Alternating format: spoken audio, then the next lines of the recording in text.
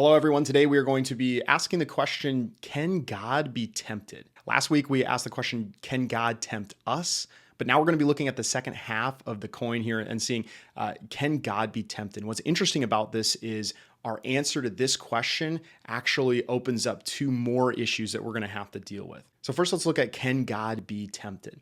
And the answer to this is no, God can't be tempted. This is what we read in James 1:13. Let no one say when he is tempted, I am being tempted by God, for God cannot be tempted with evil, and he himself tempts no one.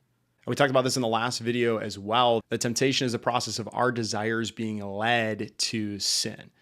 Now, this just logically makes sense that God cannot be tempted by evil. First, God does not have human desires like hunger or trying to preserve his life. So, of course, God can't be tempted in that way, but also evil is the exact opposite of God. So, of course, God is not tempted by evil. So if we say that no, God can't be tempted with evil, we run into two different issues. First, there are some translations of the Bible that do say God is tempted. And secondly, and I think this one's even more difficult, we believe that Jesus is fully God, and yet Scripture is clear that Jesus was tempted. But now we just read that God can't be tempted with evil. So does this prove that Jesus isn't God? We're going to take a look at these in depth, so stick around till the end of the video because this is really interesting, and we're going to dive into this. So first, let's look at some of these translations that seem to be saying that God is tempted, right? And we talked about this in the video last week, so again, I'll link to that in the description. But the idea is that there is testing and there is temptation. These are two separate ideas that are described in the Bible. So especially when we run into versions like the King James that are using older English, we have to remember that if we see the word tempt, it might mean tempting like more of what we think of tempting today, of like being enticed towards evil, our desires being used and led to sin. But tempting can also mean testing or provoking or proving. So if we encounter this word, especially if it's in the King James, we need to slow down for a second and look at the context to understand what this word is saying. So an example of this is Psalm 78, verses 40 through 41. We'll take a look at that here. How oft did they provoke him in the wilderness and grieve him in the desert? Yeah, they turned back and tempted God and limited the Holy One of Israel. So yes, the King James does say here that Israel is tempting God. But if we look at the context, we understand that this verse isn't saying that Israel is somehow trying to get God to sin. Rather, they are testing or provoking God. And this is a legitimate translation of older English. The word tempt can also mean to provoke, right? And that's just what we see in the King James. God has promised Israel that he will make Israel a great nation, that they will be his people, and yet they need to obey him. But then Israel continues to turn their back against God, and they are testing his grace, they are testing his mercy and his relationship with them. Testing makes perfect sense here.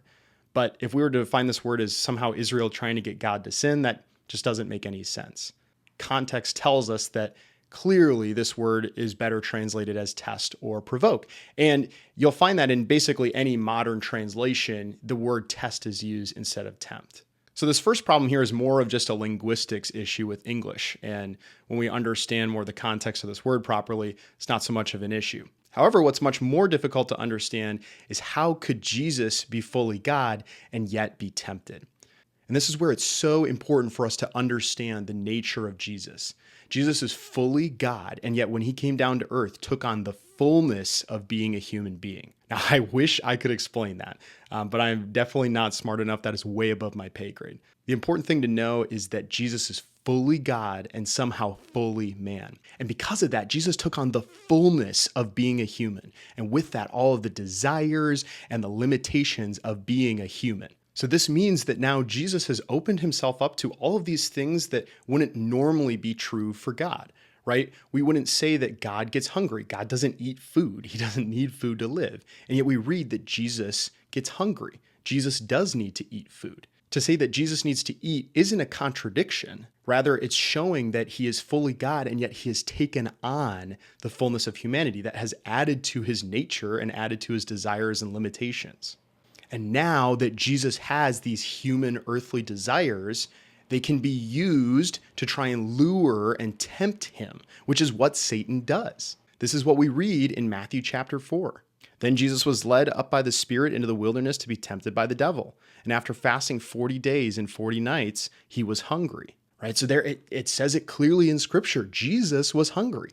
Yes, normally God does not get hungry, but Jesus, because he took on the fullness of being a human, did get hungry. He experienced real human limitations and now this desire for food. That's what hunger is. And if you go on and read in Matthew chapter 4, the devil tries to use this desire to get Jesus to sin. That's temptation. Hebrews 4:15 goes even further and explains how Jesus was tempted in every way.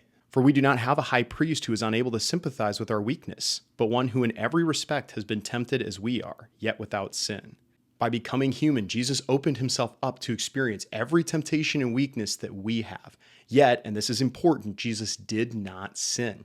By being fully God and fully human, Jesus could live the perfect, sinless life so that he could give his life as a sacrifice on the cross so that we might be saved. And he proved that he was God by raising himself from the dead 3 days later. So, can God be tempted by evil? No, he cannot be tempted. However, Jesus could be tempted by evil because he took on human nature and human desires. Yet, even though he was tempted, Jesus never sinned. I hope this video was helpful to you. God bless, and I'll see you in the next video.